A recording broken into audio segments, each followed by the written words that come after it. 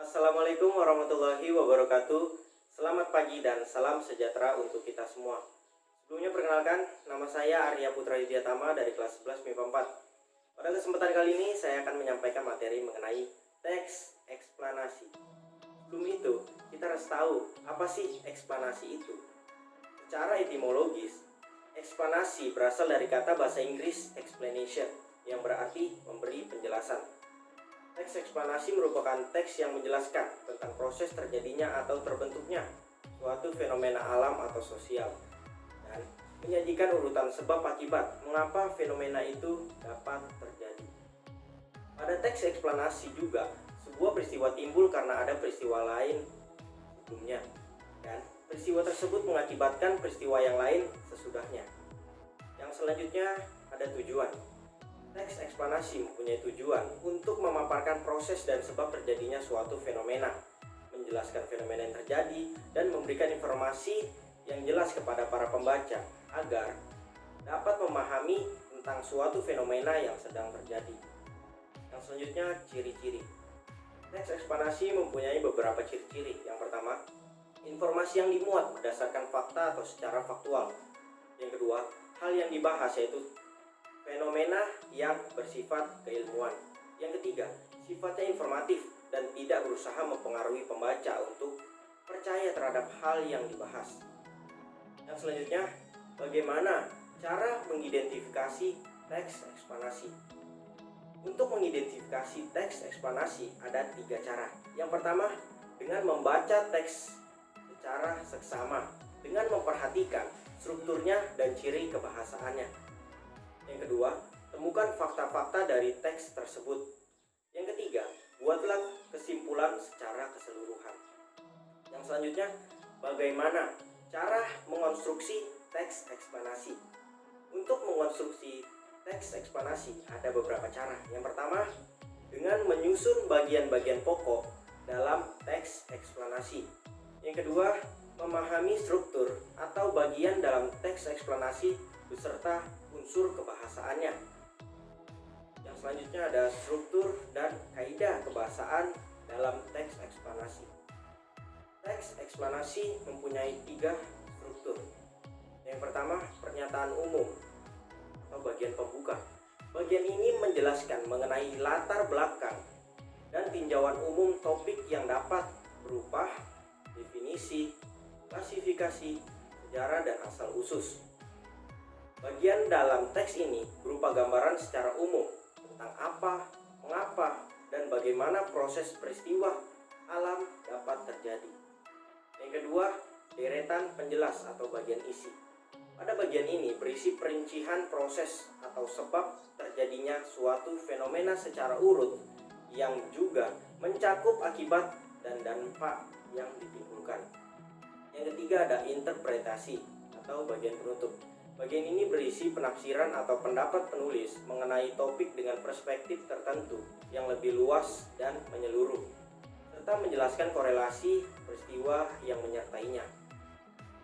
Yang selanjutnya ada kaidah kebahasaan.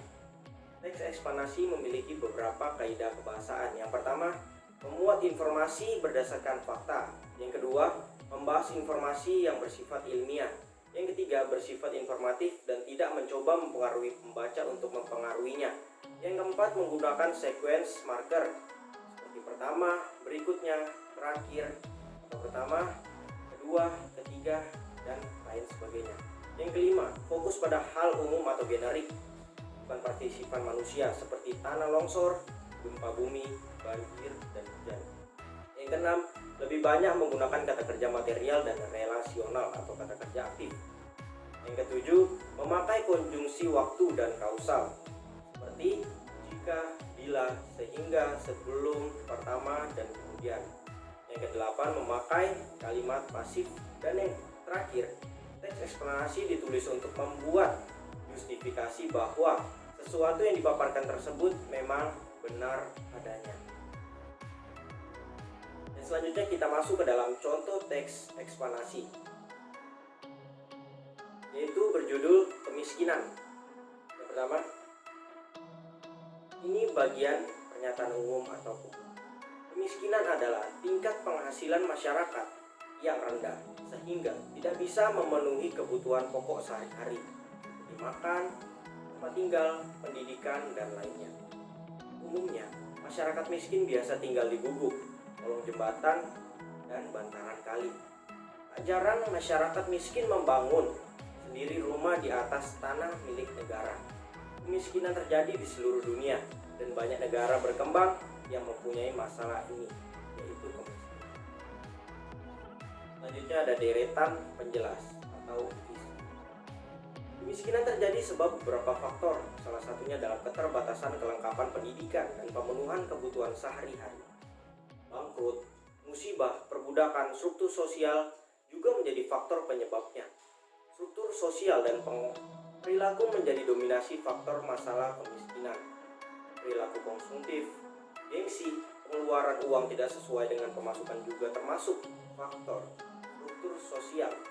Mengarah kepada masalah turun-temurun, terutama masalah pendidikan orang miskin. Perilaku gengsi sehingga masyarakat lebih mementingkan keinginan daripada kebutuhan. Sebenarnya banyak usaha yang dilakukan oleh masyarakat dan pemerintah untuk mengatasi kemiskinan. Misalnya adalah menaikkan upah minimum kerja, memperluas lapangan pekerjaan, pendidikan gratis, dan tempat tinggal dengan harga terjangkau. Hal itu harus didukung dengan perilaku masyarakat yang tidak mengamburkan uang, menghindari gengsi, menabung, dan membantu orang di sekitarnya. Sehingga kerjasama masyarakat dan pemerintah dapat berjalan efektif untuk mengatasi kemiskinan. Yang selanjutnya adalah bagian interpretasi atau penutup. Harusnya di Indonesia tidak perlu ada kemiskinan apabila kita dapat dan mau menerima serta bersyukur terhadap apa yang dimiliki. Sifat-sifat buruk seperti yang disebutkan di atas harus kita hilangkan, dan kerjasama pemerintah dan masyarakat sangat penting dalam menghilangkan kemiskinan di Indonesia. Demikian yang dapat saya sampaikan mengenai materi teks eksplanasi. Semoga dapat bermanfaat untuk kita semua. Kurang dan lebihnya